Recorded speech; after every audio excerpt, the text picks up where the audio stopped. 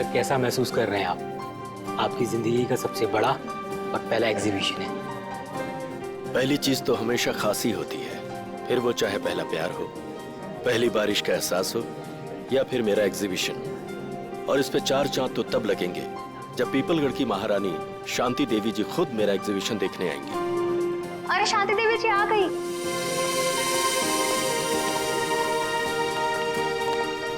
शांति देवी जी नमस्ते। मैं आपका बहुत आभारी हूँ जो आपने इस छोटे कलाकार के लिए अपना कीमती वक्त निकाला। कलाकार कभी छोटा नहीं होता मुकेश जी, और वैसे भी हमें कलाओं से हमेशा से ही लगाव है। आपकी एग्जीबिशन देखते हैं? जी जरूर, आइए। शांति देवी हाय हाय, शांति देवी हाय हाय, शांति देवी हाय हाय। हमारे खिलाफ नारे लगा रहे कि किसकी हिम्मत? वीरेंद्र जा उन्हीं मार दो उन्हें। महारानी जी कैसी बातें कर रही हैं आप? हमारे देश में लोकतंत्र है, डेमोक्रेसी। ऐसे कोई कैसे किसी पर गोलियां चलवा सकता है? हम जानते हैं, इसीलिए अब हम यहाँ एक पल भी नहीं रुकेंगे। शांति देवी जी सुनिए तो। आपने क्या हमें यहाँ अपमानित करने के लिए बुलाया था मुकेश जी? आप फिक्र मत कीजिए, मैं उनको जाकर रोकता हूँ। इसका प्रबंध तो पहले कर लेना चाहिए था आपको। अब हम यहाँ बिल्कुल नहीं रुकेंगे। महारानी जी आप इस तरह से नहीं जा सकती। याद है ना आपको, हमने मीडिया से वादा किया। आज आपकी प्रेस कॉन्फ्रेंस है। प्रेस कॉन्फ्रेंस कैंसिल कर दो। महारानी जी आप ऐसा नहीं कर सकते। अखबार और मीडिया वाले पहले ही आपसे खफा हैं। अगर ये प्रेस कॉन्फ्रेंस कैंसिल कर दी तो उन्हें एक और मौका मिल जाएगा आपके खिलाफ बोलने का। ठीक है, प्रेस कॉन्फ्रेंस शुरू की जाए। हमें पानी ये नहीं, हमारे लिए अपनी बोतल मंगवाइए।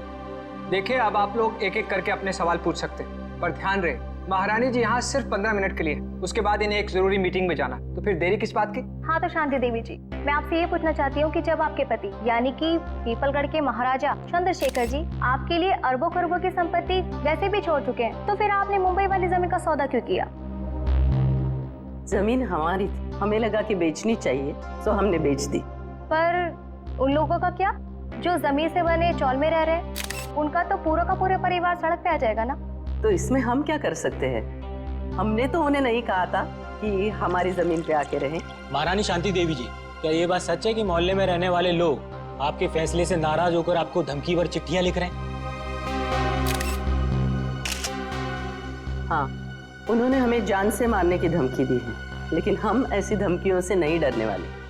अगर आज हमारा राज होता तो ऐसी गुस्ताखी करने वाले लोगों को कब का हाथी के पैरों तले कुचल दिया होता।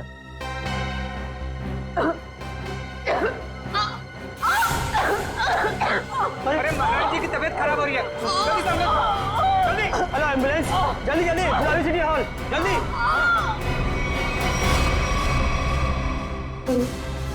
अरे महारानी जी तो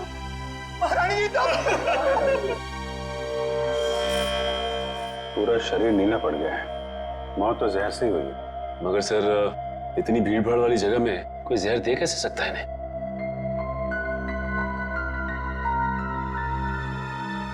मिस्टर अनिकेत, आप रानी साहिबा के पीए हैं ना? जी सर। रानी साहिबा ने यहाँ आने से पहले कुछ खाया पिया था क्या? जी सर, महारानी जी ने सुबह हमेशा की तरह बाल्मी होटल में जूस पिया और हल्का सा नाश्ता किया। उसके बाद यहाँ आकर ये पानी पिया जो इन्होंने दिया था। नहीं साहब, मैंने कुछ नहीं किया, इसमें मिनरल वाटर था। मैं भला क्या कर सकता हूँ साहब? क्या वो तो पता चल जाएगा।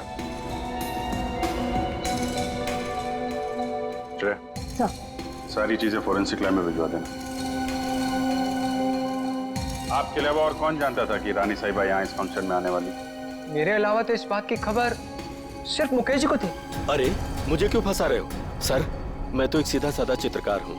मैंने तो महारानी शांति देवी को यहाँ मुख्य अतिथि के रूप में बुलाया था। भला मुझे इनका खून करके क्या फायदा होगा? आजकल जमाना पब्लिसिटी और मार्केटिंग का है। हो सकता है पब्लिसिटी के चक्कर में तुमने ये सब कुछ किया।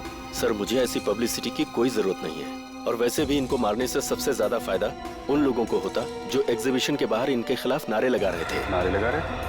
जी। कौन लोग थे? दरअसल महारानी जी ने अपनी एक मुंबई वाली जमीन का हाल ही में सौदा किया था, जिसकी वजह से उस मोहल्ले में रहने वाले कई लोग अपने घरों से बेघर हो गए थे। तो आपको लगता है कि ये काम उनमें से किसी ने किया है? हाँ सर, वो लोग महारानी जी को धमकी भरी चिट्ठियां लिख रहे थे कि अगर उन्होंने जमीन का सौदा किया तो वो उन्हें मार देंगे। ऐसे इन मोहल्ले के लीडरों को जरा ब्यूरो में बुलवाओ। आइए। अच्छा, ये उन लोगों के लीडर्स जिनकी जमीन शांति देवी ने बिल्डर्स को बेची थी। तो वो तुम लोग हो जो शांति देवी के खिलाफ जगह जगह नारा दे रहे थे? हाँ, लेकिन हमने कोई गलत काम तो नहीं किया ना साहब। भले ही वो होगी किसी पीपलगढ़ की महारानी, मगर सैकड़ों गरीबों को बेघर करने का उन्हें कोई हक नहीं है। तो तुम लोगों ने धमकी भरी चिट्ठी लिखोगे? उनकी जान ले लोगे? नहीं नहीं, हमने कोई धमकी भरी चिट्ठी नहीं लिखी, ना ही हमने किसी की जान लेने की कोशिश की। ये हमारे आंदोलन को बंद कराने की साजिश है। चुप! शांति देवी को चिट्ठी तुम में से ही किसी ने लिखी है, समझे? पता है हमें। रेडी? तो कागज और पेन दे दो।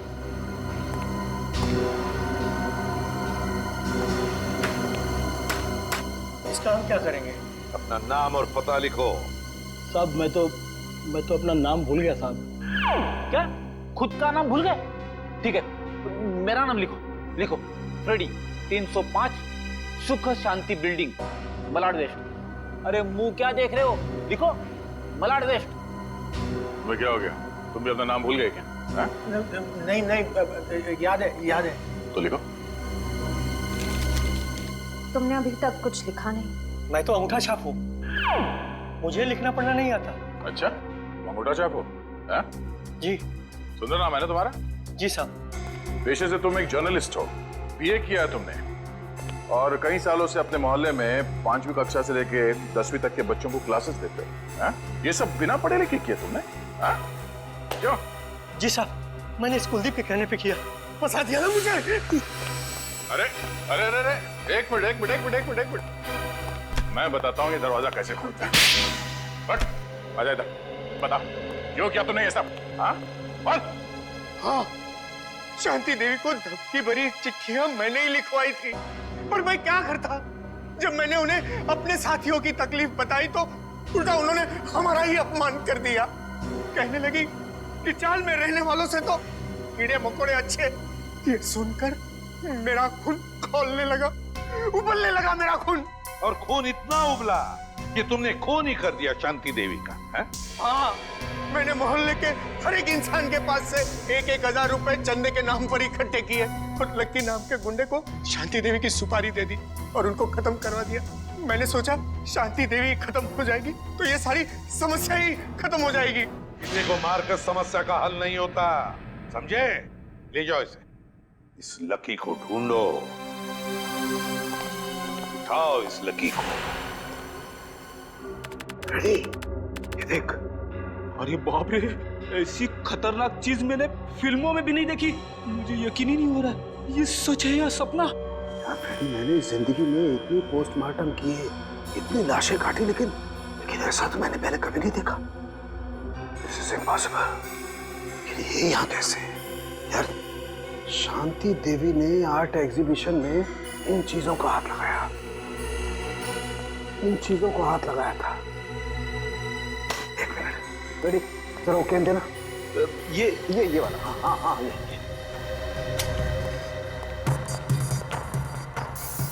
मैं एसीपी साहब को फोन करता हूँ। एसीपी साहब, जल्दी से फॉरेंसिक लैब में आइए, बहुत बड़ी गड़बड़ हो गई है। कमाल है, इसमें से तो किसी भी चीज का रंग नीला नहीं पड़ा। तो फिर ये इनके गले में आया कैसे?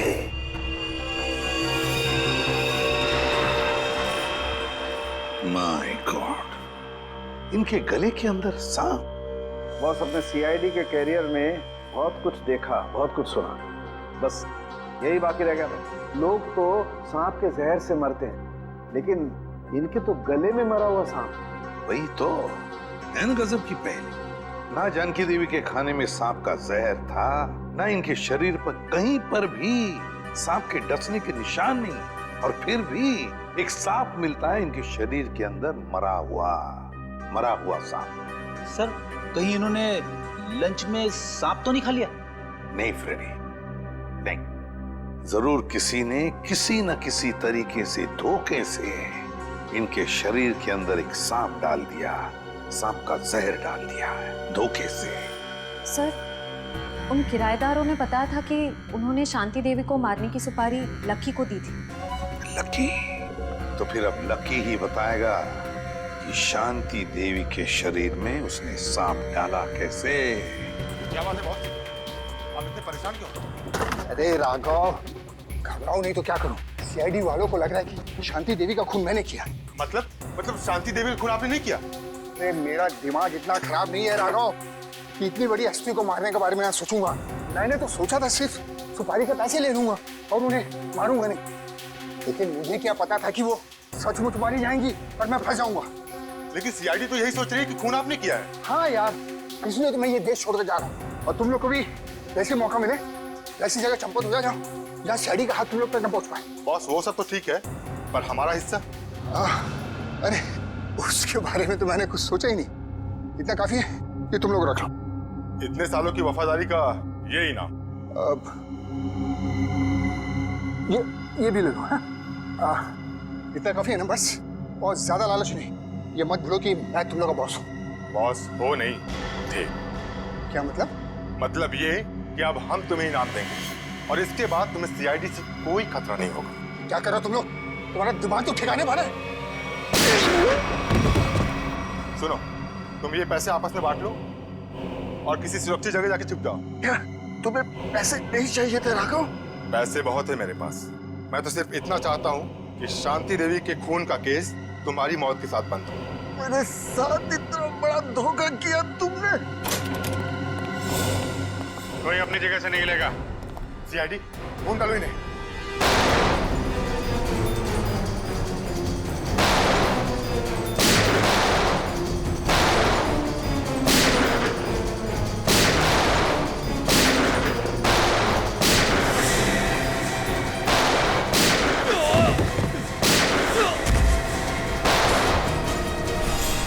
निखिल, पकड़ो इसको।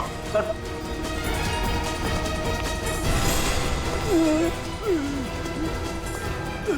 सर, ये तो लकी है सर। गोली मारी गई है। शांति देवी का खून किसने किया? तुमने? नहीं सर, मैंने नहीं। किसने मारी गोली? उन्हें तो बोलो।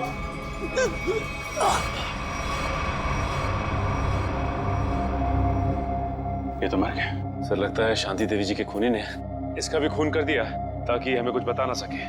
हाँ क्या वो? सर काफी कोशिश की लेकिन हाथ से निकल गया सर।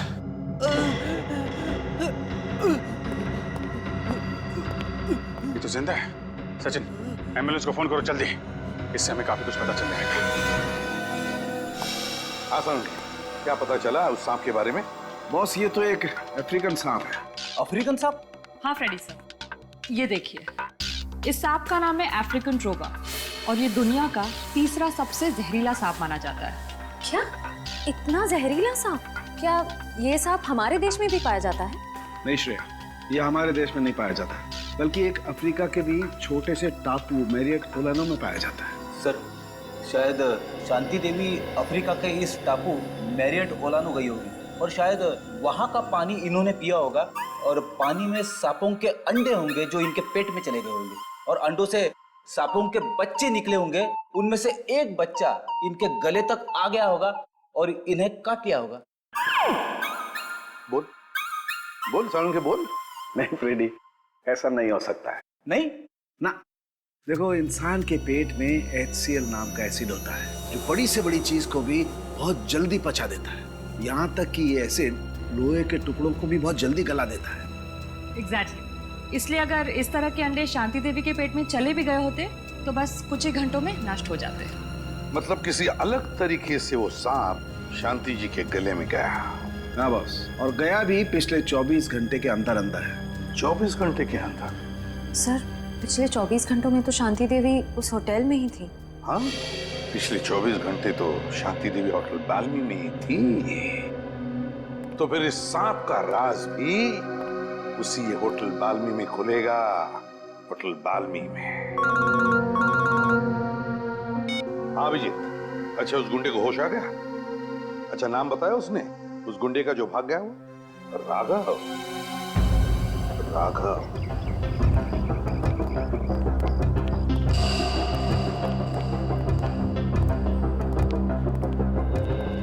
जी कहिए सर। सीआईडी कुछ गड़बड़ हुई है क्या सर? शांति देवी आपके होटल में ही ठहरी थी ना?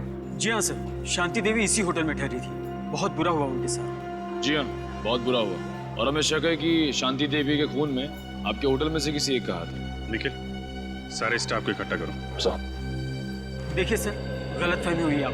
हमने साथों में बोला जो हम में से किसी का हाथ नहीं है इसमें। पता नहीं आप लोग ऐसे क्यों कह रहे हैं। पिछले 24 घंटे से वो आपके होटल में थी। यहाँ से सीधे आर्ट एग्जीबिशन में गई और वहाँ पे उनकी मौत हो गई, है कि नहीं? जी हाँ सर, वो यहीं पे थी। इसका मतलब तो साफ है कि उनके पेट में जो सांप मिला हमें वो आपके होटल से ही आया है। अरे नहीं सर, हमारे यहाँ तो चूहा और कॉकरोच तक नहीं है, तो ये सांप कहाँ से आएगा? सांप कहाँ से आया और कैसे आया ये तो हम पता लगा ही लेंगे। आप लोग किसी को किसी पे शक है? कौन कर सकता है शांति देवी का खून? साहब मुझे तो लगता है केतन जी का हाथ है इस खून में। रमन, ये क्या कह रहे हो तुम? अरे मैंने तुम्हारी पेमेंट नहीं बढ़ाई तो इसका मतलब ये कि तुम मुझे सीआईडी के केस में फंसा दोगे? पेमेंट की बात नहीं है साहब, मगर आपने शांति जी के लिए नया लॉन्ड्री वाला क्यों रखा? अरे मैं क्यों रखूंगा? मैंने किसी लॉन्ड्री वाले को नहीं रखा। एक मिनट, कोई नया लॉन्ड्री वाला आया था यहाँ पे? हाँ साहब, कल रात 9:30 बजे मैंने उसे शांति जी के कमरे में जाते हुए देखा था। जरा देखो, वो आदमी ये तो नहीं था? नहीं साहब, ये वो नहीं है जिसे मैंने शांति जी के कमरे में जाते हुए देखा था। इसे मैंने पार्किंग लॉट में देखा था। पार्किंग? मतलब राघव के साथ कोई और भी मिला है शांति देवी के खून में? उस आदमी ने लॉन्ड्री वाले के कॉस्ट्यूम पहन रखी थी। हाँ साहब। अपने लॉन्ड्री रूम दिखाइए। प्लीज सर, ये रहा हमारा लॉन्ड्री रूम। ये पार्थो है, पिछले 5 सालों से हमारे इस होटल में काम कर रहा है। पार्थो, ये सीआईडी वाले। सीआईडी? पार्थो, शांति देवी का खून हो गया, मालूम है ना तुम्हें? साहब, उस खून में मेरा कोई हाथ नहीं है साहब। अरे भाई, वो सब हमें पता है कि तुमने खून नहीं किया। ये बताओ कि किसी नए लॉन्ड्री वाले को देखा क्या होटल में तुमने? हाँ साहब, एक आया था पर आज वो काम पर नहीं आया। शायद आप ही ने तो उसे काम पर रखा था साहब। पार्थो, ये कैसी बात कर रहे हो? इससे पहले मैंने किसी भी नए आदमी को अगर यहाँ पे रखा है तो सबसे पहले तुम लोगों से मिलवाया है। ना मैंने मिलवाया है और ना ही सर मैंने किसी को रखा है यहाँ। वो आदमी दिखता कैसा था? साहब, आदमी तो बहुत लंबा चौड़ा था पर उतना ही आलसी। रानी साहिबा के अलावा किसी भी कमरे की चादर बदली नहीं किया साहब उसने। अच्छा, तो आपने उससे पूछा नहीं कि वो बाकी कमरों की चादरें क्यों नहीं बदल रहा है? अब पूछा था साहब, अंग्रेजी भी बोल रहा था और अंग्रेजी हमें आती नहीं। अंग्रेजी में पट्टी पढ़ा के निकल गया। काफी चालाक आदमी है। उस आदमी का स्केच बनवाना होगा तुमको, ठीक है? हाँ साहब। ठीक है। सांप उस आदमी ने यहीं कहीं छुपा के रखा था। साहब, मुझे सांप से बहुत डर लगता है साहब। ठीक है, आप लोग जरा बाहर जाइए, हमें यहाँ की तलाशी लेंगे। हाँ साहब।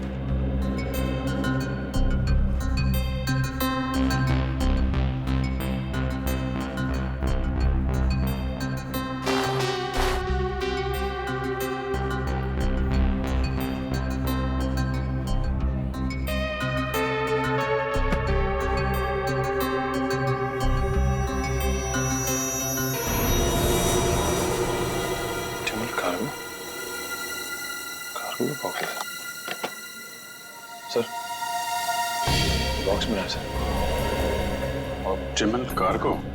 क्या लाया गया इसमें? और तो ये इस डिब्बे के बारे में जानते हो? नहीं साहब। आप जानते हैं इस डिब्बे को? नहीं सर, इस बॉक्स को इससे पहले मैंने कभी नहीं देखा। स्प्रे निकालना सचिन।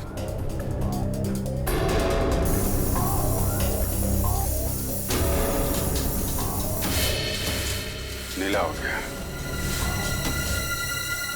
मतलब वो सांप इसी डब्बे में लाया गया है। Optimal cargo. कहिए सर, कुरियर करना है आपको? हाँ, सिर्फ इंडिया में कुरियर भेजते हो या बाहर देश भी कुरियर भेजते हो? अरे सर, हर जगह, लंदन, पेरिस, चीन, जापान, यूके, यूएसए, जहाँ भी, दुनिया के हर कोने में आपका पार्सल पहुंच जाएगा। अरे वाह! और क्या क्या भेजती है आप कुरियर में? सब कुछ सर, जैसे किताबें, कपड़े, तस्वीर और ऑफिशियल कागजात वगैरह। और सांप? क्या? हाँ, सांप भेजते हैं आप कुरियर में? ये क्या कह रहे हैं आप? सांप भला कोई कुरियर में भेजता है क्या? अब ये तो आप ही बताओगे। हाँ? आपके कुरियर कंपनी के इस बॉक्स में सांप भेजे गए थे। ये कैसी बात कर रहे हैं आप? अच्छा, इस बॉक्स पे जो ये लेबल लिखा है उसे पता कर सकते हैं कि ये पार्सल किसने भेजा था? ए मिस्टर, तुम होते कौन हो मुझे ऑर्डर देने वाले? हैं? सीआईडी सर, मैं आपको यकीन दिलाता हूँ कि डिब्बा तो हमारा है, लेकिन वो सांप को कुरियर हमने नहीं किया है। सर, मुझे तो कुछ गड़बड़ लग रही है। क्यों? आपको बदबू नहीं आ रही है क्या? अरे कहाँ बदबू आ रही सर? कोई बदबू नहीं आ रही है। बदबू आ तो रही है। ये क्या अंदर? अरे सर, अंदर कुछ भी नहीं है। सर अंदर कहाँ जा रहे हैं? अंदर सर जाने का चुपचाप कोने में खड़े हो जाओ, चलो। सर वो जो बॉक्सेस होते हैं ना, वो कुरियर के वो है और कुछ भी नहीं है। थोड़ी देर के लिए मुंह बंद रखोगे? बदबू यहाँ से आ रही है। रेडी? अरे ये सर क्या हुआ? मेरा काम वाला जो 3 दिन से आ नहीं रहा है, तो कचरे जमा हो गए, उसी कचरे का बदबू है सर, और कुछ भी नहीं है।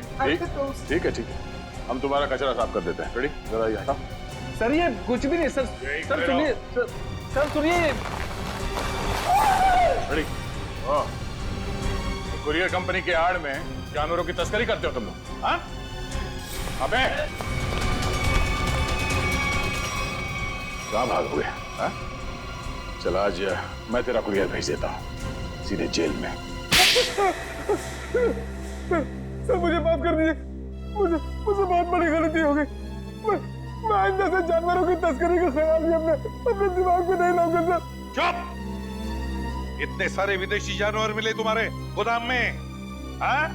कब से तस्करी कर रहे हो ये? पिछले 5 साल से। पिछले 5 साल से? और अफ्रीकन सांप, अफ्रीकन ट्रोबा, वो कहां से लाया तुमने? किसके कहने पर मंगवाया वो? बताओ। देख, ये सिर्फ जानवरों की तस्करी का मामला नहीं है, एक आदमी का खून भी हुआ है, समझा? तेरे मुंह पे लगा हुआ ये ताला तुझे सीधे फांसी के फंदे तक ले जाएगा। बोल, जल्दी बोल। राघव ने मुझे इसके लिए 5 लाख रुपए दिए थे और अफ्रीका से ट्रोबा सांप मंगवाया था, लेकिन मुझे पता नहीं था कि वो इनका इस्तेमाल किसी की जान लेने के लिए करेगा। अच्छा, तो तुझे क्या लगा इतना खतरनाक जहरीला सांप वो जुर्म करने के लिए नहीं तो क्या अपने घर पे पालने के लिए मंगाएगा? हाँ? सर मुझे माफ कर दीजिए, मुझे बहुत बड़ी भूल हो गई। कितने सांप मंगवाए थे? सर 2 सांप मंगाए थे। 2? बस सर, हमें शांति देवी के गले में से सिर्फ एक ही सांप मिला था। हाँ ये बात तो है, एक ही सांप मिला था, एक ही सांप। और ये कीमती हार, ये कहां से आया तुम्हारे पास? हैं? सर ये हार राघव ने मुझे दिया था मेरे काम से खुश होकर, और कहा था कि ये पीपलगढ़ के राजघराने का हार है सर। पीपलगढ़ के राजघराने का हार? राघव के पास ये हार कहां से आया? वही तो दया, कुछ न कुछ तो गड़बड़ जरूर है, कुछ न कुछ तो गड़बड़ जरूर है। जरूर कोई न कोई तो है उस राजघराने से संबंधित जिसने शांति देवी का खून किया है। हाँ सर, और एक बहुत बड़ी पहेली है जो मेरी समझ में नहीं आ रही सर। इस शांति देवी को मारने के लिए कोई अफ्रीका से सांप क्यों मंगवाएगा? इंडिया से कोई जहरीला सांप उठा लेता या फिर ऐसे ही मार देता? सर, उस पहेली का जवाब इस पेपर में। पेपर में? हाँ सर, इस पेपर में लिखा है कि 20 साल पहले पीपलगढ़ के राजा की मौत अफ्रीका में हुई थी, इस ट्रोबा सांप के डसने की वजह से। हाँ सर, अखबार में लिखा है कि सांप राजा के खाने के थाली में छुपा के रखा गया था, और जैसे ही राजा खाना खाने लगे सांप ने उन्हें डस लिया। हाँ सर, पीपलगढ़ के गांव वालों का कहना है कि राजा की मौत में उनकी पत्नी रानी शांति देवी का हाथ था। राजा की मौत में रानी शांति देवी का हाथ था? तो फिर दया, अब 20 साल बाद कोई ना कोई तो है जो राजा की मौत का बदला लेना चाहता है, उसी सांप के डसवाने से जिस तरह से राजा की मौत हुई थी। पीपलगढ़।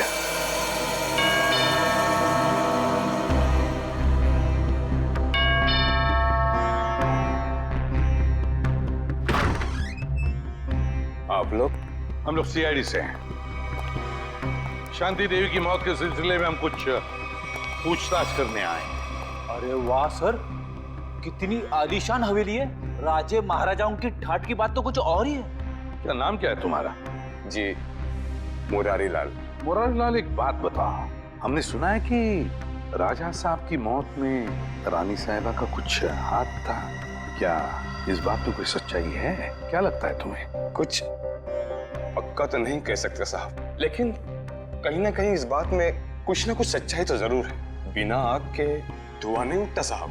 तुम्हारे हिसाब से यहाँ की रानी के पास कोई ठोस वजह थी राजा का खून करने की? जी हाँ साहब, राजा साहब की मौत के बाद सारी दौलत सारी जायदाद रानी साहिबा की हो गई थी। इससे बड़ी और क्या वजह हो सकती है राजा साहब को अपने रास्ते से हटाने की? क्यों, दोनों को कोई औलाद नहीं थी क्या? नहीं साहब, इसी बात का तो दुख है कि राजा साहब के बाद इस वंश को चलाने वाला और कोई नहीं है। क्या हुआ दया? सर जरा ये पेंटिंग देखिए, होटल में उस लॉन्ड्री वाले का जो स्केच बनवाया था वो स्केच इस पेंटिंग से मिलती जुलती है सर। ये देखिए। हाँ, लगता तो वही चेहरा है, सिर्फ इस स्केच में इस दाढ़ी की कमी है। ये तो राजा साहब की तस्वीर है, इन्हें मरे हुए तो बरसों बीत गए। अगर ये राजा साहब की तस्वीर है तो फिर हो सकता है ये स्केच राजा साहब के बेटे का है। नहीं नहीं, उनकी कोई संतान नहीं थी। पता नहीं क्यों मुझे लग रहा है कि ये हमसे कुछ छुपा रहा है। अरे नहीं साहब, मैं भला आप लोगों से कुछ क्यों छुपाऊंगा?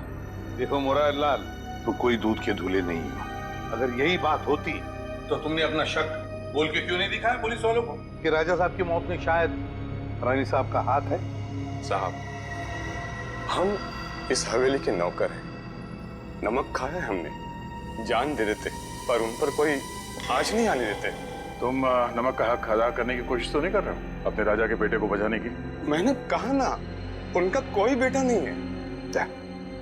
जरा महल देख लो, मैं आता हूँ अभी। हाँ सर।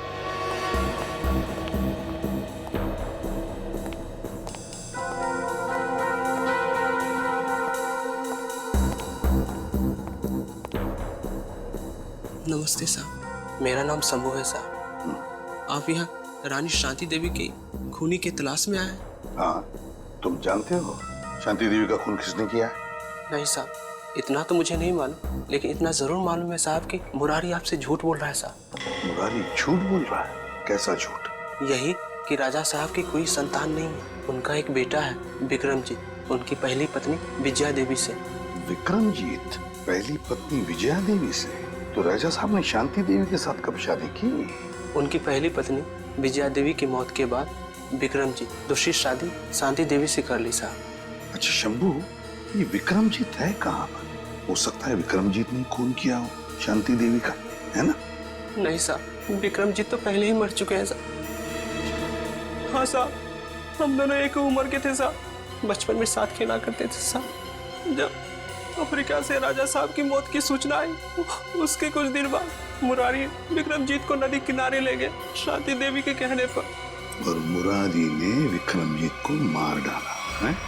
जी साहब, उसने कहानी बना दी कि विक्रमजीत खेलते खेलते नदी में डूब गया। अच्छा, तो विक्रमजीत की लाश नहीं मिली? नहीं साहब, लाश तो नहीं मिली। जरूर मुरारी ने लाश को ठिकाना लगा दिया होगा साहब। मुरारी उनका खास आदमी था साहब, उनकी हर बात मानता था साहब। अच्छा, विक्रमजीत, मुरारीलाल, शांति देवी का खास आदमी मुरारीलाल। सर, हम ऐसे वीरान होटल में क्यों रुके हैं? मैं तो कहता हूँ इस मुरारी के बच्चे को पकड़ते और वापस चलते मुंबई। और शांति देवी के खूनी का क्या? उसकी छानबीन किए बगैर वापस चले जाएंगे? तुम्हें वापस जाना है? अरे नहीं सर। सर मुझे लगता है कि शांति देवी को मारने वाला राजा का बेटा विक्रमजीत ही है। इस मुरारी लाल ने उसे पानी में डुबो के मारने की कोशिश की होगी, पर हो सकता है वो किसी तरह से बच गया। हाँ दया, मुझे भी यही लगता है कि विक्रमजीत अभी भी जिंदा है और उसी ने शांति देवी का खून भी किया है। इस विक्रमजीत को तो हम लेकर ही जाएंगे। मगर सर, अगर विक्रमजीत वापस गांव में आया तो गांव वाले उसे पहचान लेंगे। मुझे नहीं लगता वो वापस आएगा। विक्रमजीत ने शांति देवी का खून करके अपने पिता की मौत का बदला तो ले ही लिया। बचा है मुरारी लाल। अब मुरारी लाल से हिस्सा पूरा करने के लिए विक्रमजीत जरूर वापस आएगा। हम उसका इंतजार करेंगे। शंभू जी, जा दरवाजा खोल। हमेशा मुझे ही बोलते हैं। क्या? कुछ नहीं। अरे शंभू बेटा, अरे वाह वाह वाह शंभू, मजा आ गया। अरे वाह वाह वाह। अरे आप लोग कौन? अरे अपने चाचा को भूलियो। चाचा? अरे मेरे कोई चाचा नहीं है। लो कर लो बात। अब आप बोलोगे कि आपका कोई चचेरा भाई भी नहीं है, हाँ? यानी कि हम। अरे गुंगा गुंगा भाई। अरे जब चाचा नहीं है तो चचेरा भाई कहाँ से आ गए? अरे ये लो, राजा साहब के महल में काम करने लगो तो भूल गए खानदान को। याद दिलाओ, याद दिलाओ। अरे हाँ। मैं आप लोगों के लिए चाय नाश्ता ले आता हूँ। आजा बेटा आजा। अरे आप लोग मुझे कहाँ ले जा रहे हैं? देखो शंभू घबराओ मत, हम लोग सीआईडी से हैं। तुम्हारा दोस्त विक्रमजीत वो जिंदा है। क्या? विक्रमजीत जिंदा है? धीरे से बोलो। जब तक ये विक्रमजीत मिल नहीं जाता हम लोग इसी हवेली में रहेंगे, समझा? उसने शांति देवी को मारा है और इस मुरारी लाल को मारने वो जरूर आएगा यहाँ। नहीं मानूंगा, चाहे कुछ भी हो जाए मैं हार नहीं मानूंगा। कुछ ना कुछ करके मुझे इस पहेली का हार निकालना ही पड़ेगा। मेरी बरसों की इज्जत दांव पर लगी हुई है। सर प्लीज थोड़ा आराम कर लीजिए, आप पिछले 36 घंटों से सोए नहीं है। कैसे आराम कर लूं तारिका, कैसे सो जाऊं? मैं झपकी भी लगाता हूं तो ये सांप मुझे सपने में दिखाई देता है। चलिए सर शुरू से शुरू करते हैं। हाँ, ये सांप अगर होटल से ही शांति देवी के गले में था तो फिर इसने एग्जीबिशन में आकर ही क्यों काटा इन्हें? एग्जैक्टली। इसका मतलब क्या? इसका मतलब कोई तो था तारिका, कोई तो था जो उस सांप को कंट्रोल कर रहा था कि वो सही वक्त देखकर शांति देवी पे हमला करे, जबकि उसके हिसाब से लोहा एकदम गर्म था। और एक बात सर, खूनी ने अगर इस सांप को शांति देवी के गले में तब डाला होता जब ये जाग रही थी तो ये तो बहुत हल्ला मचाती, जरूर अपने आप को बचाने की पूरी कोशिश करती। बिल्कुल बिल्कुल कोशिश करती। इसका मतलब जब शांति देवी पे हमला हुआ शांति देवी सो रही थी। शांति देवी सो रही थी और क्या? हाँ। और शायद गॉड। क्या सर? ओह माय गॉड, और शायद ये सांप भी सो रहा था। सांप सो रहा था मतलब? मिल गया तारिका, मिल गया। मुझे इस समस्या का हल मिल गया। मुझे भी बताइए ना सर। बताता हूं। देखो तारिका, ये सांप एक रेप्टाइल है, जमीन पर रेंगने वाला जंतु। रेप्टाइल्स कोल्ड ब्लडेड एनिमल होते हैं, शीत रक्तधारी जंतु। ये मौसम के हिसाब से अपने शरीर का तापमान बदल नहीं सकते हैं और इसलिए जब बहुत ज्यादा ठंड होती है ये सांप हाइबरनेशन में चले जाते हैं, शीत निद्रा में चले जाते हैं। ओह गॉड, इसका मतलब सर खूनी ने जानबूझकर इस सांप को ठंडी जगह पे रखा। बिल्कुल, ताकि वो हाइबरनेशन में चले जाए। यस। पर सर अगर ये सांप भी सो रहा था और शांति देवी भी सो रही थी तब भी अपना सवाल तो वही का वही है कि ये सांप शांति देवी के खाने की नली तक पहुंचा कैसे? खाने की नली तक पहुंचा कैसे? एक मिनट, ये सांप शांति देवी की खाने की नली तक पहुंचा कैसे तारिका? ये शायद हमें इस सांप की चमड़ी बताएगी। एक मिनट, एक मिनट।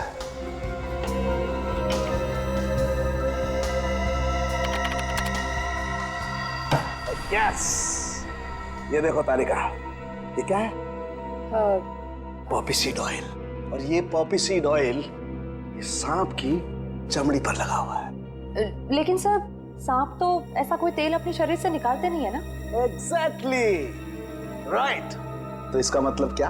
इसका मतलब ये कि ये पॉपी सीड ऑयल नेचुरल तरीके से, प्राकृतिक रूप से इस सांप की चमड़ी पर नहीं आया है तारिका। किसी ने जानबूझकर ये पॉपी सीड ऑयल इस सांप की चमड़ी पर लगाया है तारिका, ताकि ये सांप एकदम स्मूथ हो जाए और आराम से शांति देवी के फूड पाइप में जाकर के बस जाए। और जब ये सांप शांति देवी के फूड पाइप में जाके बस गया तो इनके खाने की नली की गर्मी की वजह से ये सांप जाग गया और जाग कर इसने शांति देवी के फूड पाइप के अंदरूनी हिस्से में डस लिया, जिसकी वजह से शांति देवी की मौत हो गई।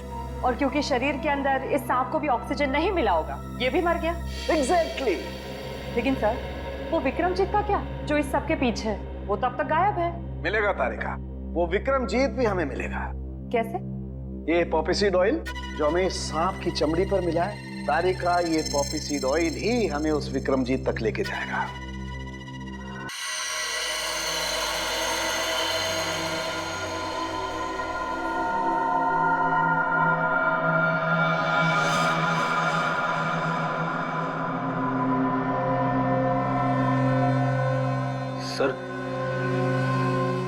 सर। हाँ। क्या हम लाइट चालू रखकर विक्रमजीत पर नजर नहीं रख सकते? क्यों फ्रेडी, अंधेरे से डर लग रहा है क्या? बिल्कुल नहीं सर, मैं तो विक्रमजीत को पकड़ने के लिए बड़ा बेताब हो रहा हूँ। ये तो बर्तन गिरने की आवाज है। लगता है वो आ गया था। सर, आवाज किचन की तरफ से आ रही है।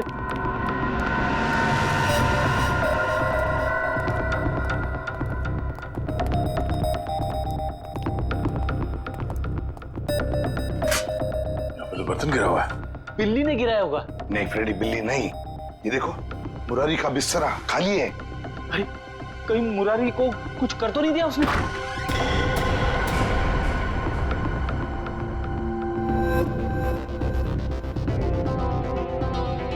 सर, ये तो अकेला है। मुरारी कहाँ है? रुक जाओ, मैं तो गोली चला दूंगा।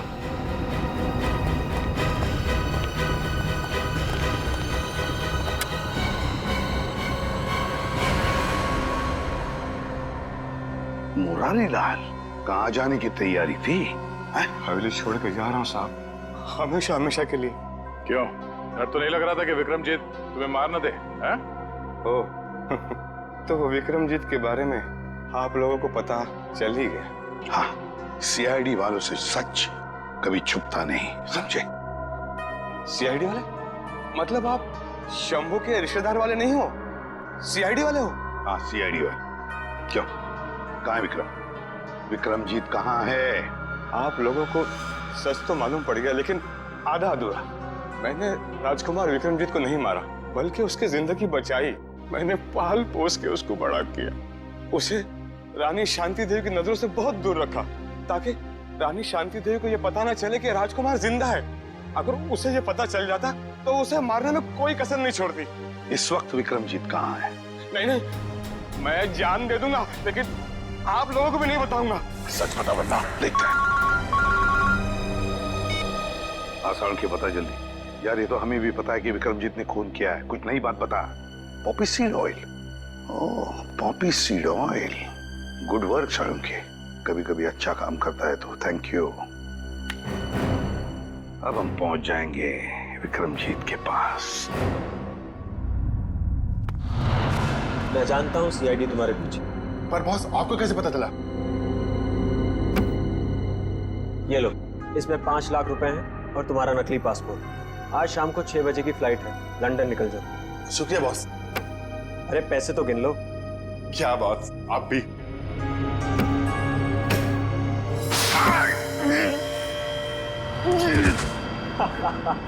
तुम्हें क्या लगा मैं तुम्हें लंदन भिजवाऊंगा? अब तुम सीधा नर्क की फ्लाइट पकड़ोगे। बड़ा धोखा। इसे कहते हैं बुरे काम का बुरा नतीजा। घबराओ मत, सांप के जहर की दवाई हम अपने साथ लेकर आए हैं। श्रेया, मुंह खोलो। सीआईडी? हाँ, सीआईडी। क्यों, हमको देख के बहुत धक्का लगा पेंटर बाबू? तुम लोगों को कैसे पता चला कि इस सब के पीछे मेरा हाथ है? क्योंकि सांप के ऊपर तुमने पॉपी सीड ऑयल छोड़ दिया था, और पॉपी सीड ऑयल का इस्तेमाल एक पेंटर के अलावा और कौन कर सकता है? अब जरा अपना असली चेहरा तो दिखाओ मुकेश उर्फ विक्रमजीत।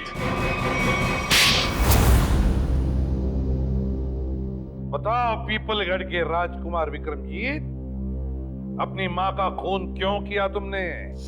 माँ नहीं थी वो, मेरी सौतेली माँ थी, जिसने पैसों के लिए मेरे पिता राजा चंद्रशेखर जी को तड़पा तड़पा कर मार दिया। और इसीलिए तुमने शांति देवी को भी उसी तरह मारा, तड़पा तड़पा के। हाँ, उसके गुनाह की यही सजा थी जो मैंने उसे दी। उसने मेरे पिता को ही नहीं मारा, बल्कि मुरारी के हाथों मुझे भी मरवाना चाहा था। सजा देने का हक तुम्हारा नहीं, कानून का है। यही बात होती तो तुम कानून की मदद ले सकते थे। उसने मेरे पिता को मारा था, इसलिए उसे भी मारने का हक सिर्फ मुझे ही था। तुम्हारे मुकेश बनने के पीछे क्या मकसद था? मैं शांति देवी को अपनी आंखों के सामने मरता हुआ देखना चाहता था, इसलिए मैंने मुकेश का रूप लिया और वो आर्ट एग्जीबिशन रखकर उनको न्योता भेजा। फिर तुमने दीपक को 5 लाख रुपए दिए और अफ्रीका से वो जहरीला सांप मंगवाया, और फिर खुद एक लॉन्ड्री बॉय बनकर शांति देवी के कमरे में गए और पॉपी सीड ऑयल के जरिए वो सांप शांति देवी के गले में उतार दिया।